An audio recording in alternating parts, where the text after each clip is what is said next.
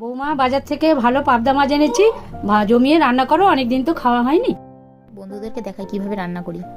ঠিক আছে, তাহলে চলো কিভাবে রান্না করি আপনাদেরকে দেখাই। ফার্স্টে তেল হলুদ নুন মাখিয়ে নিলাম মাছের গায়ে। কড়াই তেল গরম হয়ে গেলে মাছগুলো ভেজে নিলাম, লাল লাল করে এপিট করে ভেজে নিলাম। এবার কি মশলা দিয়েছি আমি দেখি। সাদা সর্ষে, কালো সর্ষে, পোস্ত আর 4-5টা কাঁচা লঙ্কা দিয়ে পেস্ট করে নিলাম মশলাটাকে।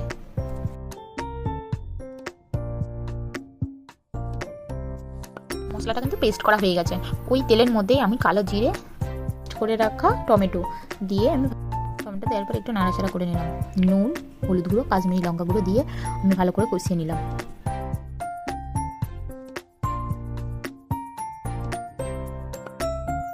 সর্ষে আর পোস্তর যে পেস্টটা করেছিলাম সেটা দিয়ে দিলাম, দিয়েও আমি কষিয়ে নেব।